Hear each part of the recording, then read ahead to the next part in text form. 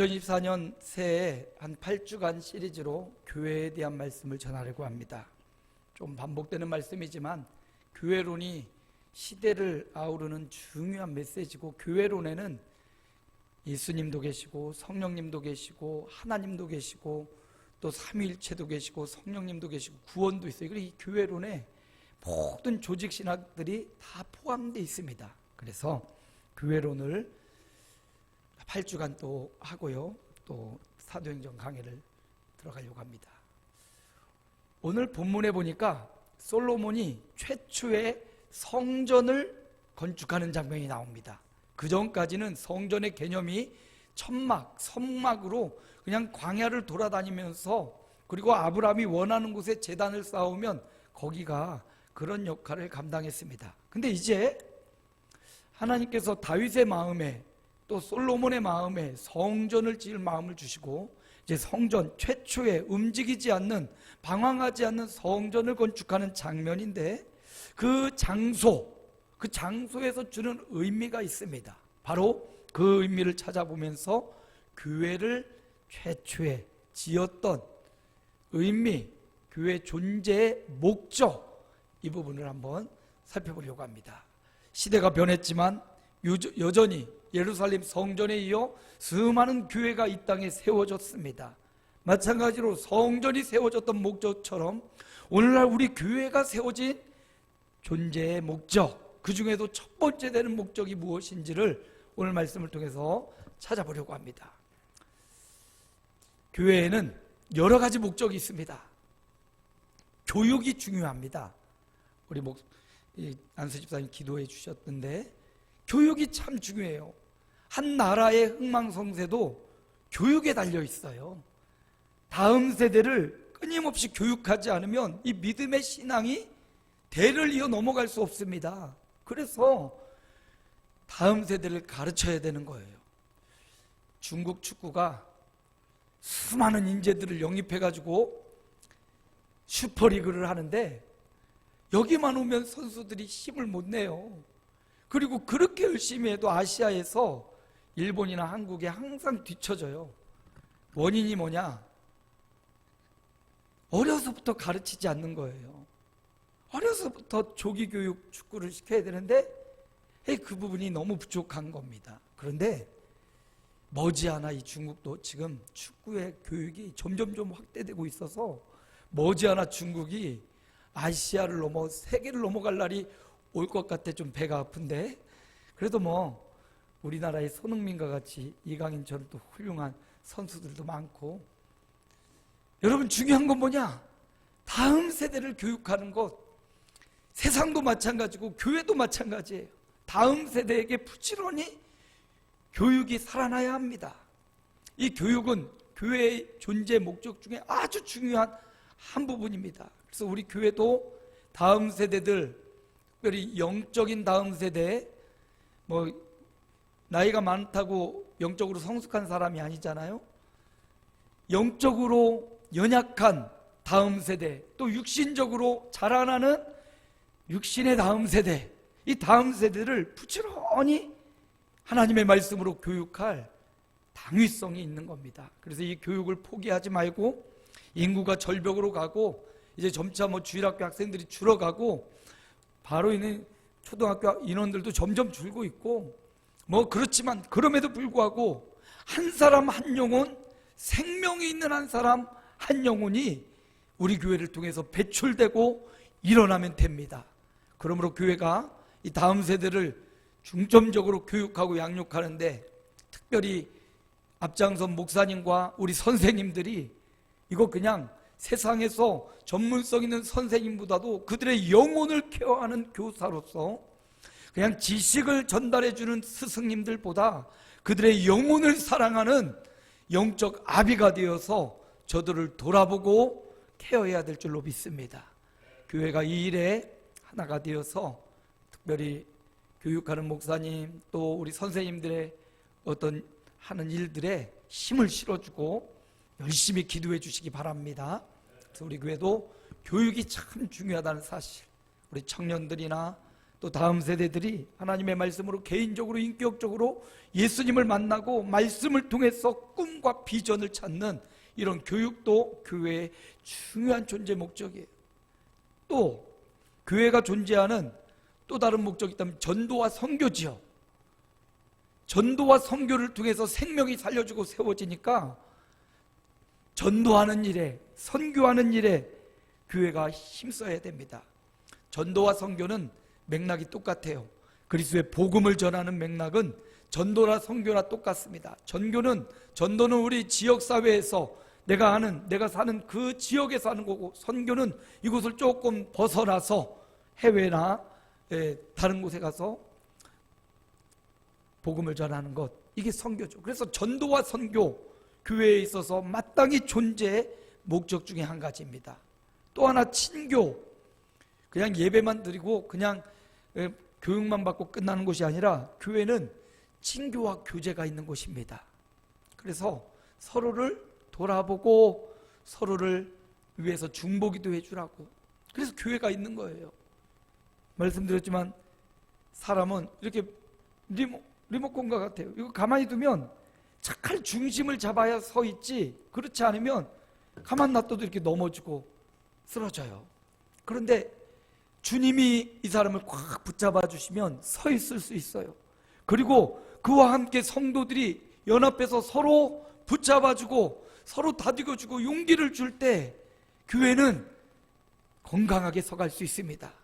마치 저 레드우드 숲의 저 큰 나무들처럼 하나님을 믿는 믿음의 공동체가 서로 아주 믿음과 사랑으로 잘 붙어있고 서로를 세워줄 때, 억울하고 연약함을 당하는 성도에게 가서 위로해주고 힘을 줄 때, 서로에게 용기와 희망을 주고 또 서로를 위해서 간절히 중보기도 해줄 때 견고히 서갈 수 있습니다. 그래서 교회는 이 친교와 교제도 굉장히 중요한 한 몫을 하는 거예요. 교회가 냉랭해 가봤더니 분위기가 차가워. 그럼 그 교회가 정말 믿음 있고 교육이 있어도 버텨나가기 힘든 거예요.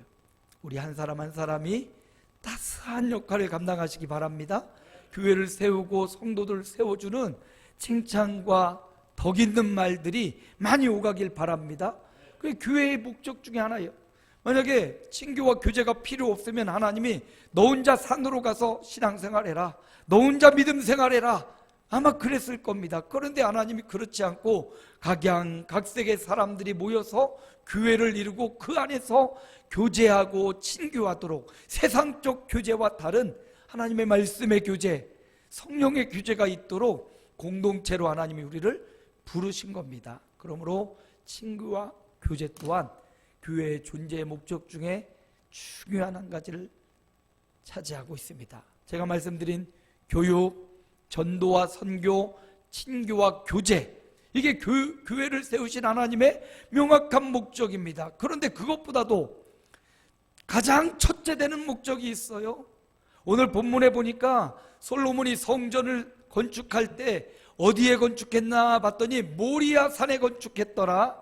그곳은 다윗이 이전에 예배했던 오르난의 타작마당이었더라. 이 두 장소, 동일한 장소인데 모리아 산이라고도 불리고 오르난의 타작마당이라고 하는 바로 그곳에 성전을 세운 거예요. 바로 거기에 첫째 되는 존재의 목적이 있습니다. 교회의 존재 목적. 첫 번째는요, 그 장소가 어디라고요? 모리아 산이었습니다. 모리아 산은 어떤 곳이냐? 창세기에 보면 아브라함과 관련돼 있어요. 함께 읽어봅시다. 여호와께서 이르시되 내 아들 내 사랑하는 독자 이삭을 데리고 모리아 땅으로 가서 내가 내게 일러준 한 산 거기서 그를 번제로 드리라. 모리아 산은 아브라함이 하나밖에 없는 사랑하는 독자 이삭을 하나님이 바치라 명령한 곳, 바로 그것이에요. 100세에 얻은 독자 이삭, 많은 아들들 가운데 한 사람이 아닙니다. 하나밖에 없는 아들, 그것도 100세에 얻은 아들, 더 이상 자식을 얻을 수 없을 불가능한 상황인데 그렇게 주중지한 그 아들을 번제로 예배의 제물로 드리라는 겁니다. 상식적으로도 도저히 용납할 수 없는, 하나님이 어떻게 사람을 제물로 받으실까? 도저히 인간의 이성으로도 이해할 수 없는 일이 벌어졌습니다.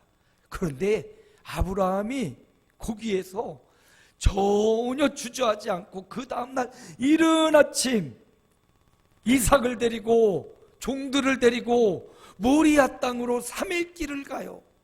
가장 존귀한 아들 이삭, 보고도 정말 아까운 그 아들, 부모가 되어서 자녀를 양육해 본 사람의 심정, 그 자녀가 아파서 막 울고 있을 때 그 부모의 심정 얼마나 가슴이 깨지고 무너집니까? 차라리 내가 아팠으면, 내가 그렇게 돼 있으면, 저도 우리 자녀가 아파서 병원에 입원해 가지고 수술을 받고 이제 수술 마취해서 깨어나야 되는데 애가 깨어나질 않는 거예요. 그러니까 간호사가 와가지고 아들 깨워야 됩니다. 이 아들 깨워줘야 됩니다. 가만 잠들게 두면 안 돼요. 그래서 어떻게 깨웁니까? 이렇게 뺨을 이렇게 치라는 거예요. 그래서 제가 그 아들 어떻게 뺨을 칠지, 야 일어나 일어나, 그러니까 간호사가 와서 아이 그렇게 해서 깨겠습니까? 쫙쫙 때리는 거예요. 이 양반이 지금 애를 살리려는 거야, 죽이려는 거야? 아이 그렇게 깨워야 된다는 겁니다. 결국 깨어났어요. 감사하게도. 근데 부모의 마음이 그렇잖아요. 아들이 때려야 깨어난다고 하는데 차마 때릴 수가 없는 게 이게 부모 마음 아닙니까? 그런데 아브라함이 하나밖에 없는 독자 아들을 데리고 3일 길을 모리아 땅으로 가는 거예요. 가장 존귀하고 자기 인생보다 더 귀한 그 아들을 모리아 산에 가서 종들을 밑에 내려놓고 그 아들에게 나무짐을 지우고 그 모리아 산 그곳에 가서 그 아들을 하나님 앞에 드리는 거예요. 이게 이성적으로, 인간적으로, 윤리적으로 따지지도 묻지도 않고 하나님이 하라는 그 말씀 앞에 순종하고 있는 아브라함의 이 모습을 봅니다. 비정하다고 말할 수도 있고 손가락질할 수도 있지만 아브라함은 100세의 아들을 얻으면서 그의 마음에 하나님을 향한 온전한 신뢰, 하나님을 향한 전심으로 믿는 믿음이 그에게 생겼던 거예요. 그가 믿음의 조상이라는 타이틀을 얻은 것은 바로 이 부분입니다. 그가 갈 바를 알지 못하고 갈대아 우르에서 약속의 땅으로 떠나갈 때 그때도 믿음이 좋긴 했어요. 그러나 이런 믿음은 아니었습니다. 연약했습니다.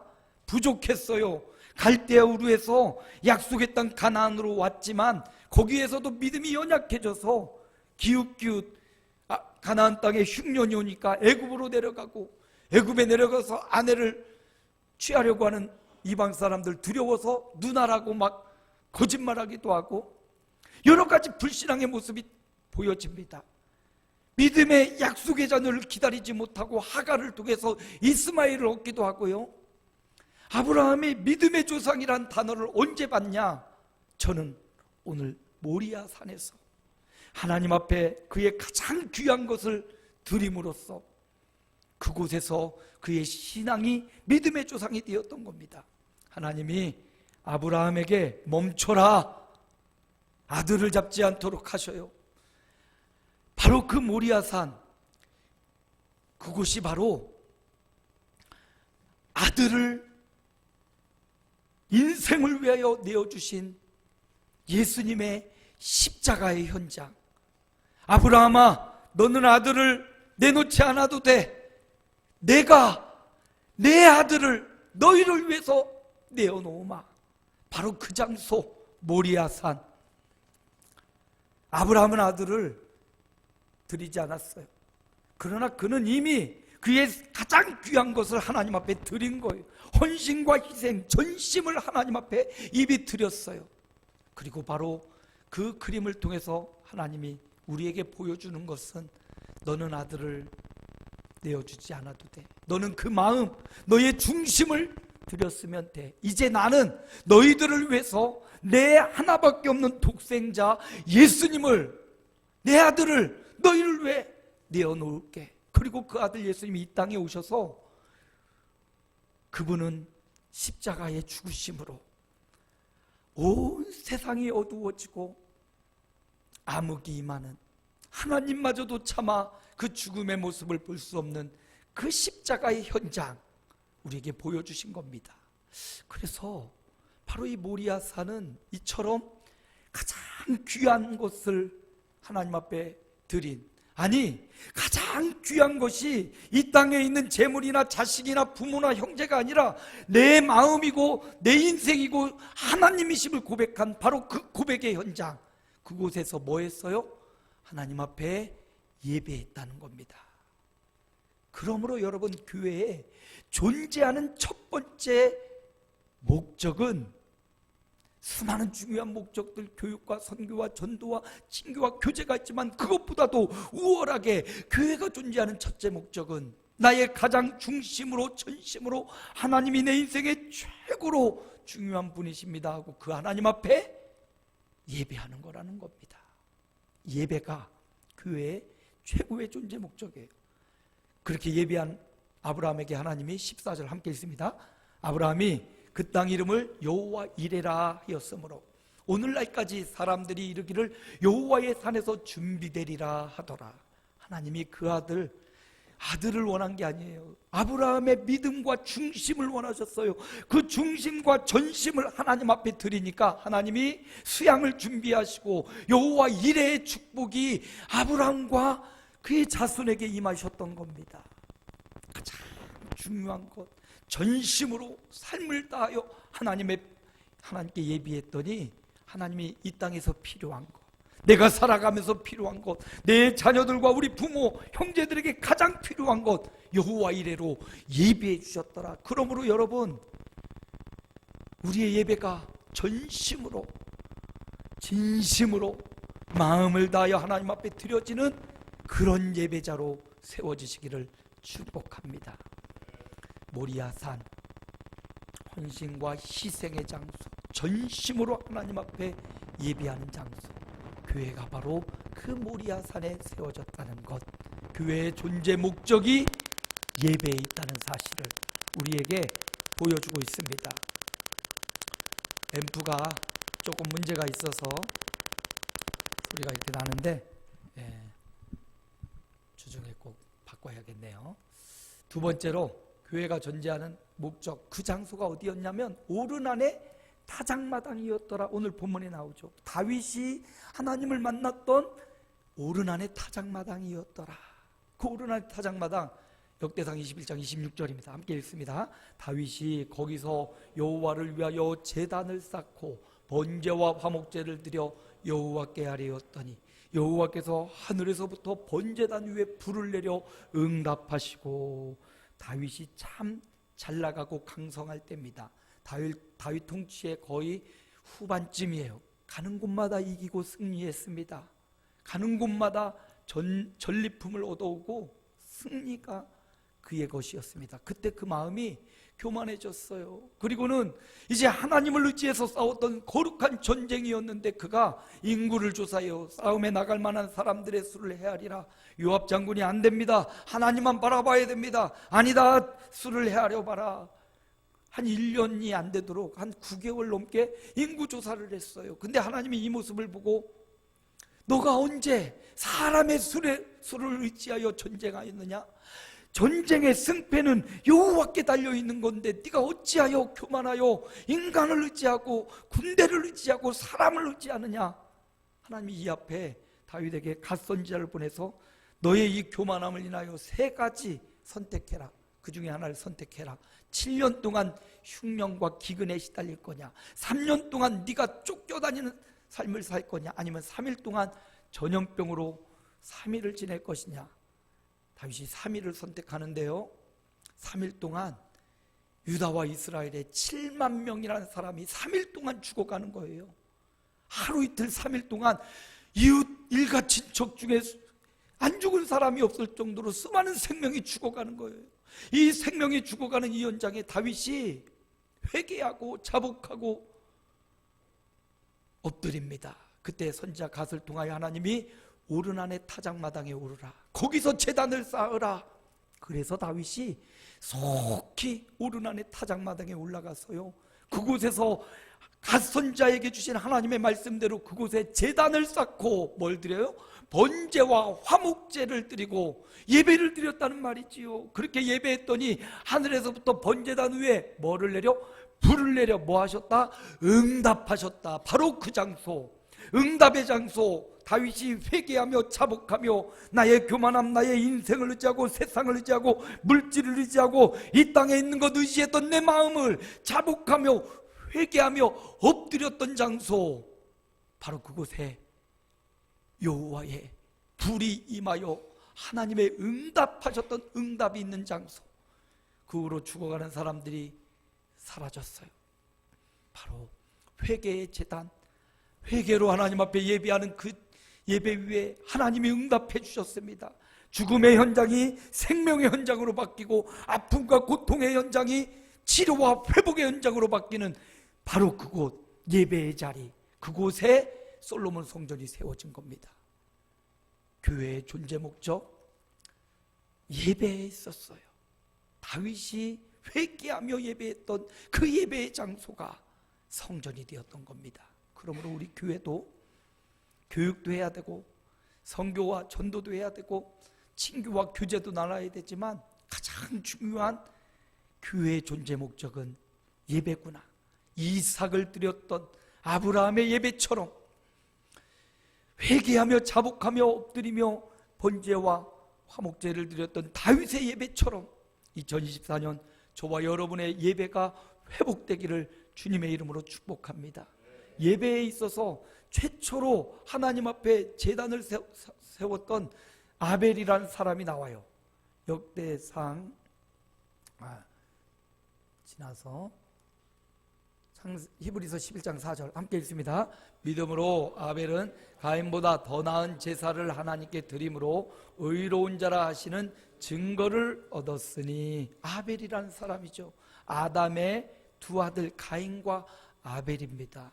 그런데 이 두 사람이 동일하게 하나님을 예배하는데 하나님은 아벨의 예배만 받으셨더라. 예배도 하나님이 받으시는 예배가 있고요, 하나님이 받지 않는 예배가 있다는 거예요.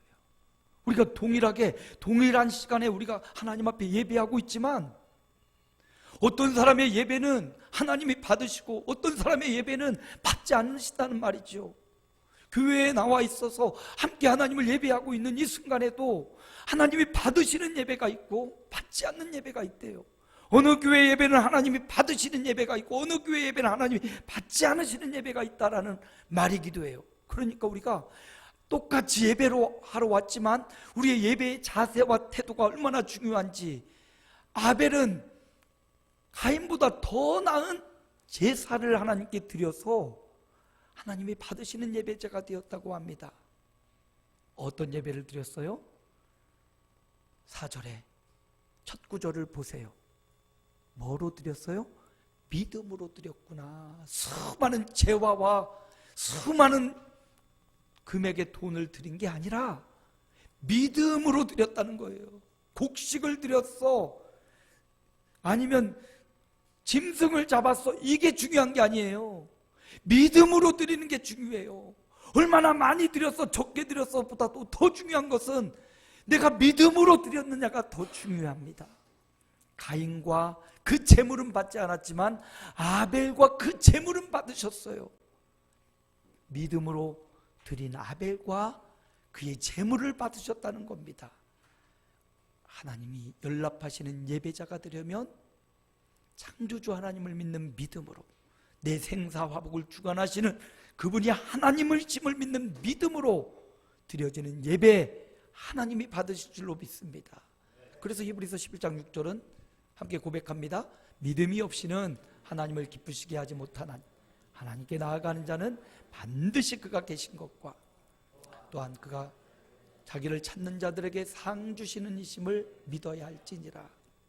이 땅에서 달리기를 잘해서 운동회 때 받는 상은 공책 몇 권, 뭐 좋은 것, 이 땅에 좋은 것, 작은 것 줍니다. 그러나 하나님이 주시는 상이 분명히 있음을 믿고요, 비교할 수 없는 상이 있음을 믿고요, 어떤 예배를 드려야 된다? 믿음의 예배를. 아벨은 그 한 예배 드리고 순교를 당해요. 물론 성경에 나타나지 않는 수많은 예배가 있었으리라 추측은 됩니다. 그런데 성경에 나타나는 이 단 한 예배, 하나님이 연락하시는 예배를 받고 가인이 시기하여 그를 들에서 돌로 쳐 죽였어요. 단 한 번 하나님 앞에 드리는, 하나님이 기뻐하시는, 하나님이 연락하시는 예배하고 그는 생을 마감합니다. 그럴지라도 하나님이 받으시는 예배를 드렸다는 것, 이거 너무나 중요하죠. 저와 여러분의 예배가 단 한 번일지라도 하나님이 받으시고 기뻐하시는 예배자가 되기를 소망합니다. 2024년을 열면서 첫 번째, 교회는 건물이기도 하고 우리의 모임이기도 하잖아요. 우리 모임이 교회인데 두세 사람이 모인 곳에 나도 그들 중에 있다 말씀하신 주님, 우리 교회가, 저와 여러분이 두세 사람이 모일 때마다 하나님 앞에 드려져야 되는 것, 그건 예배예요.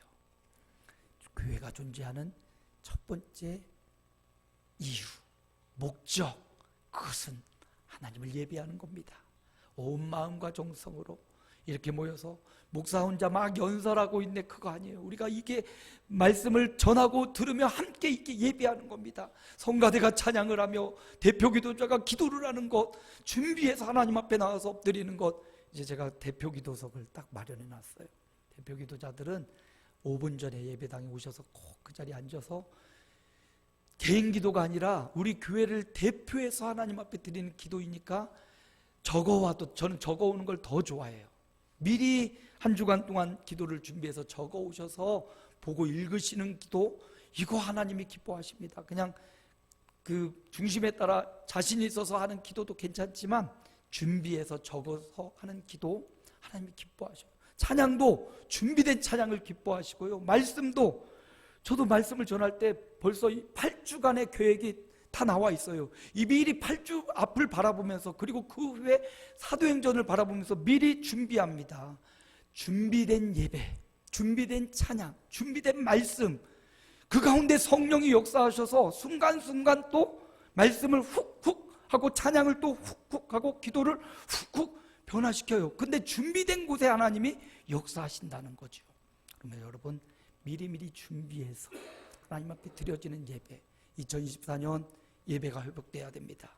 오후 예배는 청지기 헌신 예배고요, 이번 주부터 수요 기도회는 굉장히 좀 자유로워요. 말씀 스케치 잠깐 하고 PPT를 통해서 계속 음악 오면서 여러분의 올린 기도의 제목들을 보면서 기도하면서 1시간으로 기도회를 진행하려고 합니다. 저녁 집회가 우리 교회 없는데 이제 저녁 집회가 생겼어요. 7시, 조금 늦어도 돼요. 오셔서 그대로 무리에 함께 앉아서 기도하시면 되니까. 오늘 새벽에는 우리 김명희 권사님이 너무 어두워서 나가다가 그냥 넘어져 갖고 큰일 날 뻔했어요. 큰일 날 뻔했어요. 거기 바닥도 이런 바닥인데 넘어지면 절대 안 되니까 제가 잠깐 너무 어둡지 않도록 불을 또 이렇게 켜놓을 테니까 넘어지면 안 되고 오셔서 기도하시면 좋을 것 같습니다. 교회가 존재하는 첫 번째 목적은 예배하는 것이라는 사실, 하나님이 우리의 예배를 기뻐하십니다. 저와 여러분이 드리는 모든 예배를 하나님이 연락하는 예배가 되기를 소망합니다. 결론을 드립니다. 교회가 존재하는 첫 번째 목적, 그것은 예배입니다. 어떤 예배입니까? 전심으로 드리는 예배. 가장 귀한 아들마저도 하나님이 더 귀하신 분이니까 전심을 다하여 희생하며 헌신하며 아브라함이 드렸던 그런 예배, 그게 우리의 첫 번째 목적이라는 거예요. 두 번째, 회개하며 다윗이 오르난의 타작마당에서 전심으로 회개하며 자복하며 예배했을 때 하나님이 그 예배를 받으셨지요. 마지막 아벨의 믿음으로 드리는 아벨의 예배여서 이렇게 예배하는 자에게 하나님이 어떤 복을 주셨어요? 아브라함에게는 여호와 이레의 복을 주셨습니다. 다윗에게는 치료의 시작, 회복의 시작, 질병의 끝, 그리고 불로 응답하셨더라, 응답의 축복을 주셨어요. 믿음으로 드렸던 아벨의 예배를 통하여 저와 여러분 후대가 믿음으로 세워지는 역사가 축복으로 주어졌습니다. 교회가 존재하는 목적을 따라 우리 아름다운 교회가 예배하는데, 예배 중심이 회복되는 2024년 남은 생애가 되시기를 주 예수님의 이름으로 축복합니다.